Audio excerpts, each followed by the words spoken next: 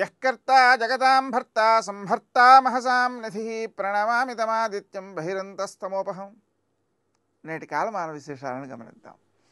స్వస్తి శ్రీ చాంద్రమాన నందననామ సంవత్సరం దక్షిణాయనం వర్ష ఋతువు శ్రావణ మాసం శుక్లపక్షం ఆదివారం. సూర్యోదయం 5:56 సూర్యాస్తమయం 6:49.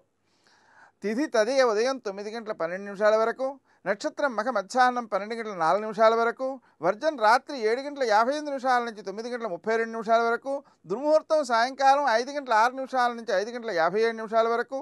అమృతకాలం ఉదయం 9:40 నుంచి 11:16 వరకు. మరల తెల్లవారుజామున 5:26 ప్రారంభం. ఆదివారం కాబట్టి రాహుకాలం సాయంకాలం 4:30 నుంచి 6 గంటల వరకు. నేటి విశేషం స్వర్ణ గౌరీ వ్రతం, అలాగే నాగ చతుర్థి, దూర్వా గణపతి వ్రతం, ప్రదోషం, సింహాయనం.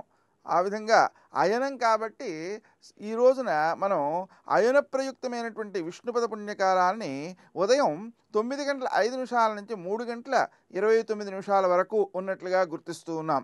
కాబట్టి ఆ మధ్య సమయంలో అయన ప్రయుక్తంగా మనం దానాలు చేసినట్లయితే అవి సత్ఫలితాలను అందజేస్తాయి.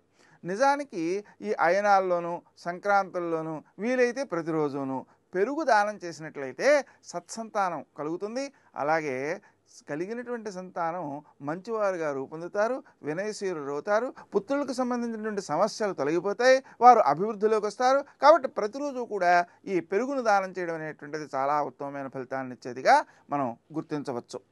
ఇంకా విశేషించి స్వర్ణ గౌరీ వ్రతం కాబట్టి బంగారంతో ప్రతిమతో గౌరీదేవిని పూజ చేయడం ద్వారా ఆర్థికమైనటువంటి సంపద, ఆహారానికి లోపం లేకుండా ఉండడం. మనం అంటుంటారు తిండికి బట్టకి లోటు లేకుండా ఉంటే చాలు అని, అంటే ఆ విధమైనటువంటి స్థితి.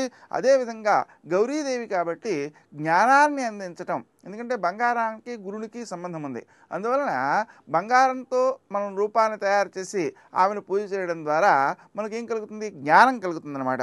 అదేవిధంగా మరణ భయం తొలగడం. ఇంకా నాగ చతుర్థి కాబట్టి నాగులను పూజించడం ద్వారా ఏమవుతుంది? సత్సంతానం కలుగుతుంది. ఇంకా విశేషించి వారికి ఆధ్యాత్మిక ప్రగతికి, కుండలినీ శక్తి వృద్ధి చెందడానికి బాగా అది ఉపకరిస్తుంది. ఇంకా దూర్వా గణపతి వ్రతం, దానివలన దూర్వలతో మనం గణపతిని పూజ చేయాలన్నమాట. అలా పూజ చేయడం వలన మన యొక్క విఘ్నాలు తొలగుతాయి, కష్టాలు తొలగుతాయి, క్రియాశీలత పెరుగుతుంది, ఆర్థికమైనటువంటి ఇబ్బందులు తొలగుతాయి, అప్పులు తీరిపోతాయి. ఇలా పలు రకాలైనటువంటి ప్రయోజనాలు సిద్ధిస్తాయి. అదేవిధంగా సాయంకాలపు వేళ ప్రదోష సమయం ఉంది కాబట్టి సూర్యాస్తమయం నుంచి 1:12 పాటు శివుణ్ణి ఆరాధించడం ద్వారా మనకు నిత్యావసరాలన్నీ కూడా సమకూడతాయి, జ్ఞానం మోక్షం సిద్ధిస్తాయి. నేటి ఆణిమత్యం.